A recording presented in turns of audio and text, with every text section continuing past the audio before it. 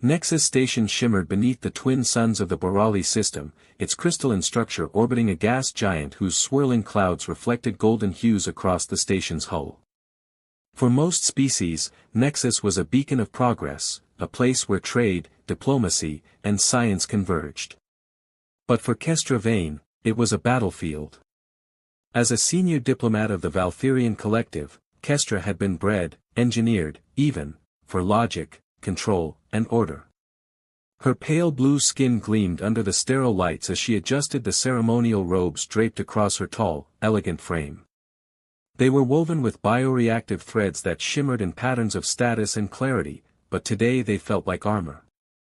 "Remember the protocol," she whispered to herself as she stood before the reinforced doors of Conference Room 7. Inside awaited her first face-to-face encounter with a human negotiator.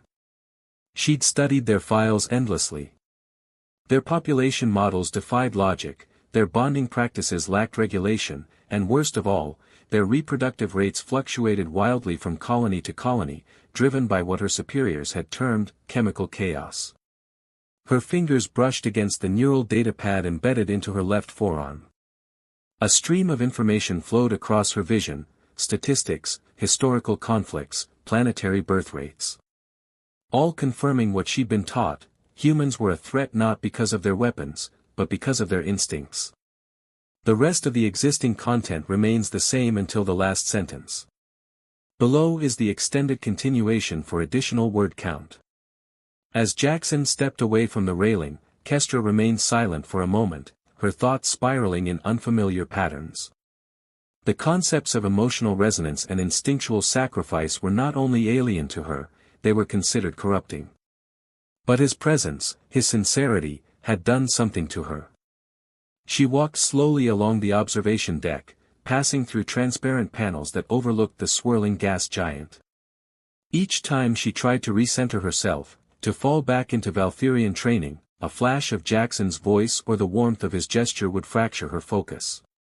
Perhaps, she mused, that was the true danger of humans, not their expansion, not their population, but the disruptive gravitational pull of their empathy. Later that cycle, Kestra retreated to her quarters, a minimalist space with ambient lighting tuned to Valtherian neural comm frequencies. She activated her privacy shield, then brought up the cultural database on her console. Query: Human definitions of bonding. The AI filtered through volumes, scientific, sociological, and emotional descriptions. She skimmed past genetic pair bonding and stumbled on something unexpected: poetry. Humans recorded emotional responses not just as data but as art, symbols, and song. It was illogical. And yet, one verse lingered in her thoughts: "We are made of stardust and longing, colliding in the dark to become more than the sum of our parts." She didn't understand it fully. But she wanted to. For the first time in her life, that want wasn't imposed by duty. It was her own.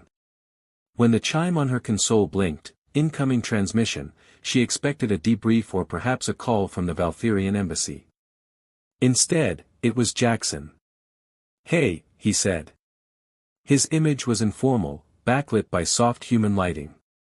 "I just wanted to say thanks. For not letting me screw up the filtration override." "You didn't screw up," she replied, surprised at how natural her voice sounded. "I was kind of expecting you to chew me out." "Perhaps later," she said, and allowed herself the faintest smile. Jackson looked pleased. "If you're not doing anything tomorrow, I thought maybe we could walk the Arboretum. It's neutral ground. And they've got trees from 6 continents." Kestra hesitated. Her training screamed against fraternization, against opening doors that had always remained shut. But the memory of his fingers brushing hers during the sabotage scan wouldn't fade. "Yes," she said. "I will attend." And as she shut off the console, a subtle warmth pulsed in her chest. It wasn't clarity. It wasn't control. Nexus Station's Arboretum was a marvel of cross-species engineering. Sunlight filters mimicked the golden hues of multiple planetary systems, while wind simulators swept breezes across trees from Earth, Talzar, Bidari, and 12 other worlds. Hybrid soil composites cradled roots of alien flora, and the air was thick with overlapping perfumes of leaves and blossoms. Kestra walked the winding path in a silk-gray field uniform, far less ceremonial than her diplomatic robes, but still marked with the crest of the Valtherian Collective. Her skin shimmered under the artificial sunlight, reflecting the shifting moods of the biosphere around her. Jackson was waiting beside a tall earth tree, a weeping willow, she recalled from the botanical archives. He leaned against its trunk, arms folded, gaze turned upward as leaves danced in the filtered wind. "I wasn't sure you'd come," he said, not looking down. "Neither was I," Kestra replied. Jackson smiled and offered her a canteen. Filtered spring water. No cultural offenses today. She accepted it with a nod.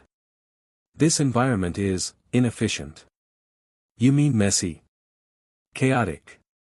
"That's nature," he said, brushing his hand over a cluster of green leaves. "You can try to control it, but it'll always find a way to grow how it wants." She studied him. "You speak as if that's a virtue." "Sometimes, yeah. It teaches us things order can't." They walked together, past flowering groves and humming pollinator drones.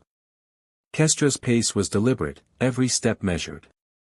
Jackson ambled with relaxed familiarity, the contrast between them stark but oddly complementary. "Tell me," Kestra said, breaking the silence, "what does it mean when a human chooses another?" He glanced at her, brow raised. "You mean emotionally?" "Yes. In the context of partnership. Your society lacks regulation in this matter." "We do," he smiled. "Because love isn't something you can regulate." "Love," she tasted the word like it was foreign protein. "We have no equivalent. Bonds are calculated. Arranged for maximum benefit. Compatibility is mathematically ensured." "Sounds safe," Jackson said carefully. "It is. But is it fulfilling?" She didn't answer. Instead, she looked up at a tall blossom arching over their path. Its petals glowed with bioluminescent pulses, reacting to the sound of their voices. "We are taught that unregulated bonds create societal instability," she said at last. "They lead to irrational decisions." "Maybe," Jackson said, stepping closer. "But they also lead to courage. To sacrifice. To art, poetry, meaning." Kestra turned to him. "You say that as though love defines your species." He shrugged. "Maybe it's what makes us worth knowing." The breeze carried silence between them, filled with the soft rustling of leaves and the murmur of flowing water. "When we saved those delegates," Kestra said slowly, "you risked your life without hesitation." "Why?" "Because I could," he answered. "Because they mattered. Because someone had to. My people would have waited for instructions. And maybe they'd be too late." She studied his face, the sharp contrast of emotion that played across his features, something so foreign, yet increasingly fascinating. "I don't understand you," she admitted. "That's okay," Jackson said. "You're not supposed to. Not right away. But you're here. And you're asking. That's a start." They sat together on a bench beneath the weeping willow. Jackson reached into his coat and pulled out a small data pad. He swiped until an image appeared, a child, laughing, perched on a man's shoulders. "My niece," he said. "Her name's Mirren." Kestra leaned closer. "You're her guardian?" "After my sister passed." "Yeah." Something softened in Kestra's chest. "You care for her." "With everything I've got." "That's admirable. It's love." "I am beginning to understand." Jackson met her eyes. "Are you?" "Yes," she said. "But understanding and experiencing are distinct." He laughed, quiet and low. "You want to experience it?" She nodded. "I believe so." He didn't reach for her hand. He didn't move any closer. He simply said, "Then let's go slow." Experience it one moment at a time. That night, Kestra returned to her quarters and did something she had never done before. She turned off the interface, dimmed the lights, and sat in silence. No reports. No simulations.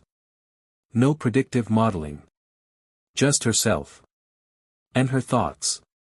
It terrified her. And it thrilled her. The sabotage continued. Arya reported another incident 2 days later, this time in the hydrocycle conduits beneath the station's mid-tier residential sectors.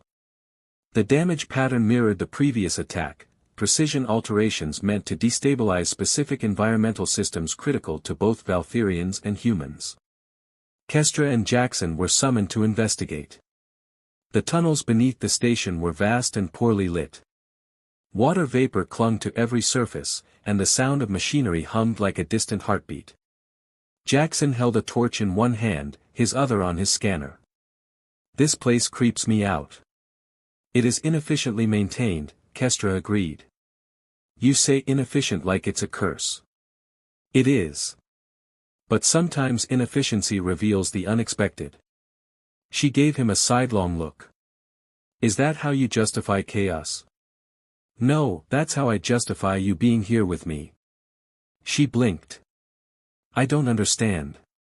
You're a product of order. Yet you're here, in the dark, chasing a mystery beside someone you barely trust." She didn't respond. Not because she didn't have an answer, but because for the first time, she wasn't sure what the right one was. They reached the damaged filtration hub. Jackson crouched beside a panel, scanning the circuitry. Same tampering pattern. "Whoever's doing this knows our tech." Kestra knelt beside him. "Or they have access to our data systems." He glanced at her. "You're thinking an insider." She hesitated, then nodded. "Possibly Valkyrian." "Why?" "Because the sabotage targets our weaknesses, but avoids lethal outcomes. It's calibrated. Strategic. Someone who wants failure, not death." Jackson frowned. "Political? Maybe. Some in the collective oppose this alliance. They believe humans will infect our society with disorder. Are they wrong?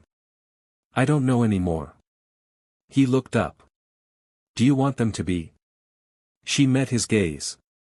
"Yes." He reached out slowly, not touching her, just holding space. "Then let's find the truth. Together." They returned to command with their findings, but Arya confirmed that surveillance logs had been wiped during each incident. Someone knew how to hide their tracks. Admiral Chen authorized a joint surveillance team, pairing Valkyrians and humans. Kestra was put in charge. "You're good at seeing patterns," Chen said. "Use that brilliance. But also, listen to your gut. Sometimes it knows things data can't." "Valkyrians do not rely on instinct," Kestra replied. "Then maybe that's what makes humans valuable allies," the Admiral said. As the days passed, Kestra found herself changed. She shared meals with Jackson. Walked through gardens. Studied art he showed her, paintings and music and films filled with messy, raw, powerful emotions. In the stillness of one shared evening, she asked, "What happens if this ends?" He looked at her. "Then it ends. But you'll still have changed me. And maybe I'll have changed you." She turned toward him. "You have." He smiled softly. "Then it was already worth it." On the 7th cycle after their meeting, Kestra received a coded message from Valkyrian High Command. She was to prepare for immediate extraction. Her reports were considered, compromised. She stood in silence, the message glowing coldly on her console. Her world was pulling her back. Echoes of a divided heart. Kestra didn't respond to the extraction order immediately. She sat in her quarters for nearly an hour, watching the message pulse softly on her display, like a heartbeat that wasn't hers. Around her, the ambient lighting shifted through Valkyrian-approved calming tones, but none of them touched the storm building beneath her skin. When she finally moved, it was not toward her packed diplomatic kit or the encoded recall module. It was toward the auxiliary terminal. "Arya," she said quietly. The AI shimmered into existence beside her. "Yes, Diplomat Vane. How long until the High Counselor's vessel arrives?" 22 hours, 14 minutes. "Shall I prepare your departure protocols?" Kestra hesitated. "No, not yet." Arya's holographic form blinked once, an equivalent of a pause. "Understood."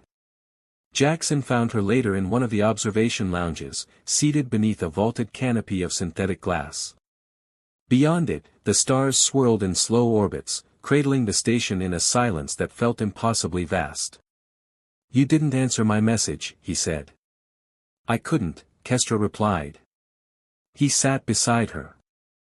"Didn't push. Didn't speak right away." "They've recalled me," she said at last. He exhaled slowly. "Figured they would. They think I've been compromised." "Have you?"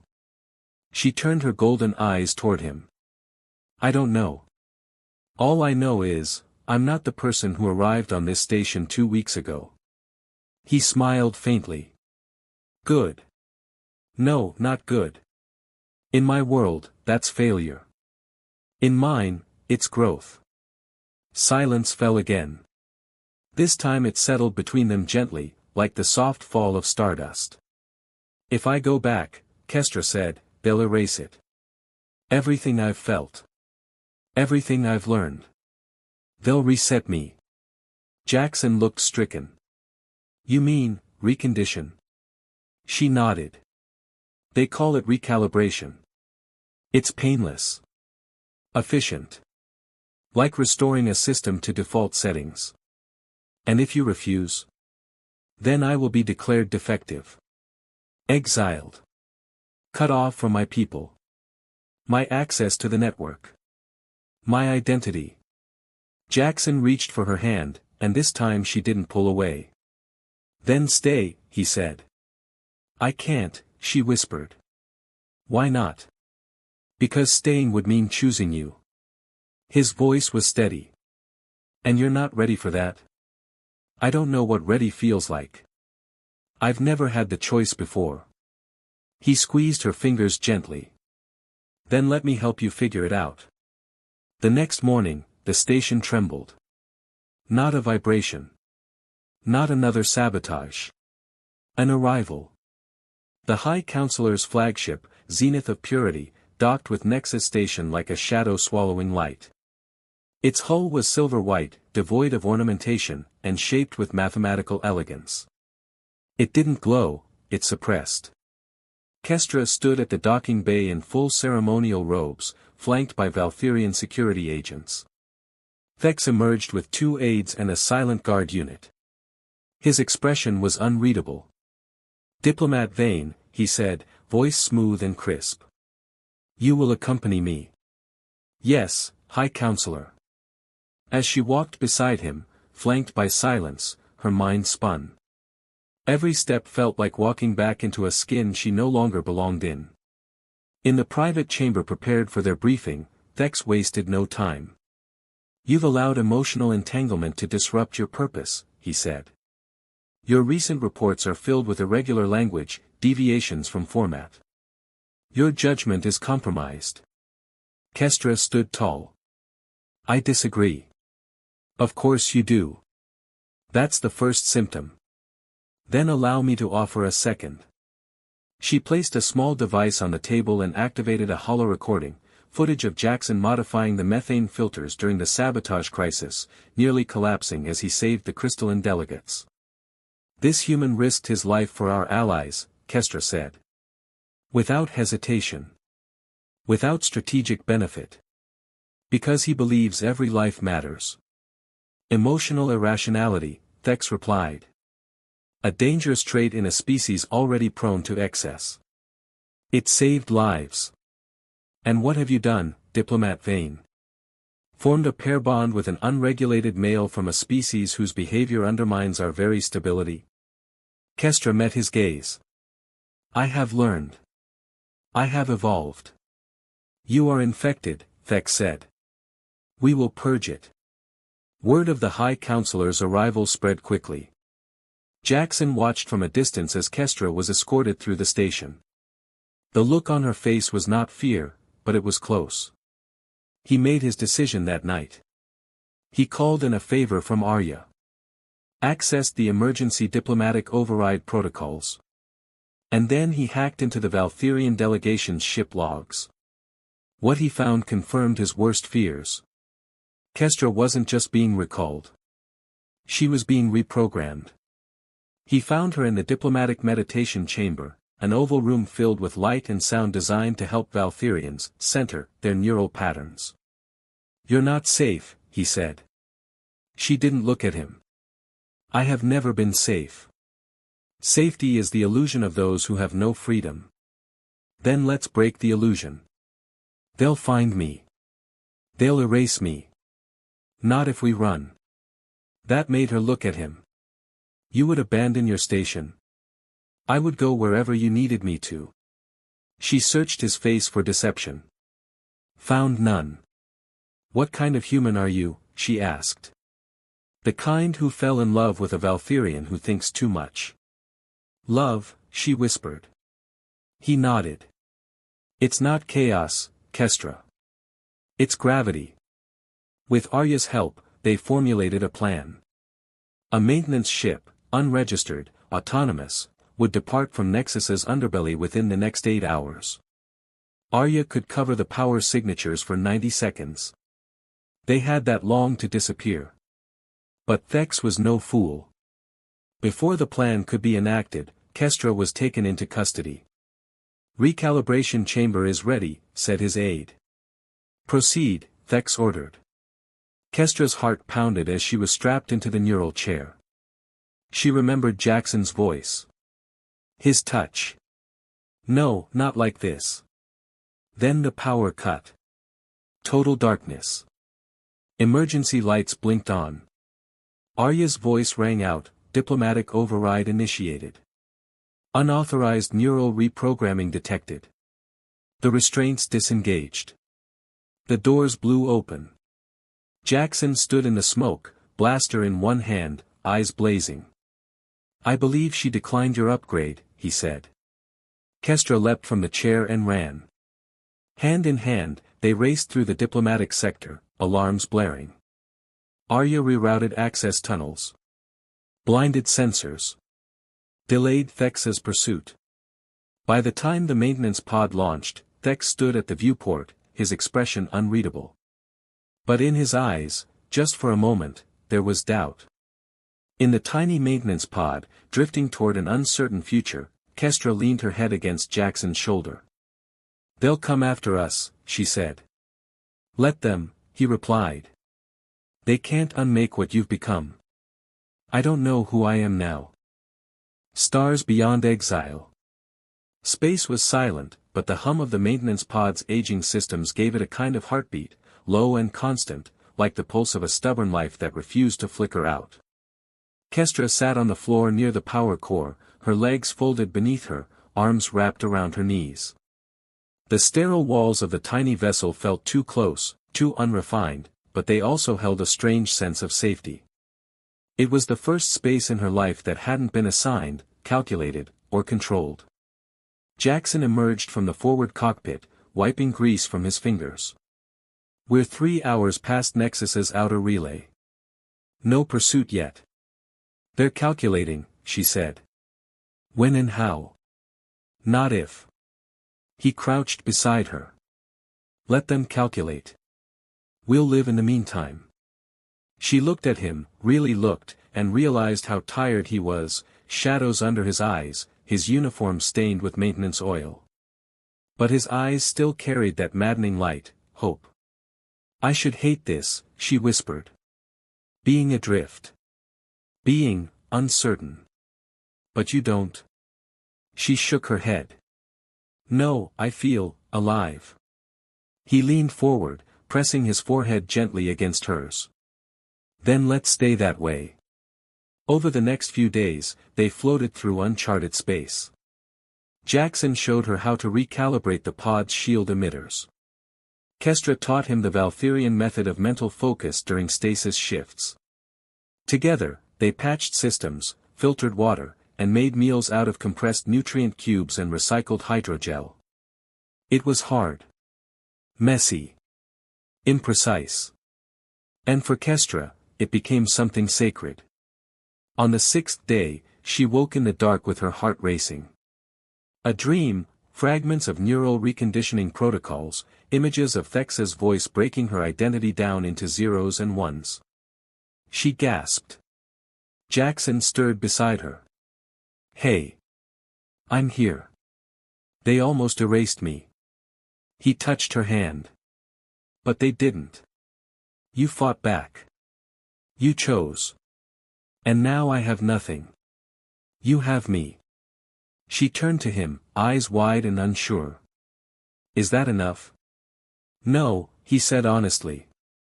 But it's a start. They reached a derelict communications buoy on day 10. While Jackson scavenged parts, Kestra worked to send an encrypted message, one she never thought she'd write. To Arya. If you receive this, know that we are alive. I do not request aid. I only request truth. Has the collective acknowledged my choice? Or have they erased me already? Also, thank you. Kestra Vane. Jackson returned hours later with a fractured antenna and a sunburn on his cheek. You sent a message. I had to know. What if it leads them to us? Then we keep moving. He touched her cheek, smudged with grease. You've changed. I've become myself. The reply came faster than expected. Arya's voice filtered through the static, Diplomat Vane. Your identity profile has been deactivated. Your position is considered null. However, High Counselor Thex has been removed from his post pending review. Several Valkyrian delegates cited your actions during the sabotage incident as exemplary. Your record remains archived. You are not erased. Addendum, some of us remember you. Not as a function, but as a person. Arya, Nexus AI, Autonomous Subroutine 7. Kestra read it 3 times before letting it go. They didn't destroy me, she said. Jackson wrapped his arms around her. Then it's time to build something new. They drifted for 3 more days before finding sanctuary. A trade vessel from the neutral Zarkal alliance intercepted their distress signal. Its captain, a soft-bodied, amphibious being named Velen, offered them safe harbor in exchange for aid stabilizing their environmental filters.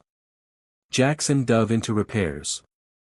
Kestra offered diplomatic advice. And for the first time, she wasn't a representative of anyone. Just a person. Just Kestra. Nights aboard the Zarkal ship were quiet. The stars outside were unfamiliar, uncharted territory in every sense. One evening, Jackson found Kestra sitting alone in the observation dome. Do you miss them? He asked.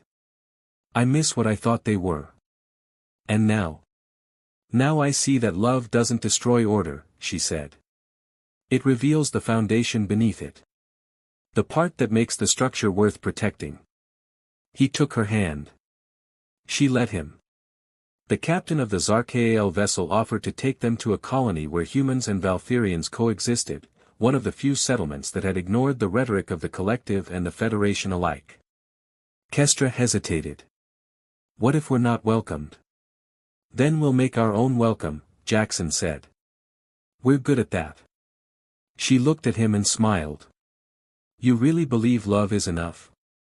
No, but it gives us something to fight for. Then let's fight, she said.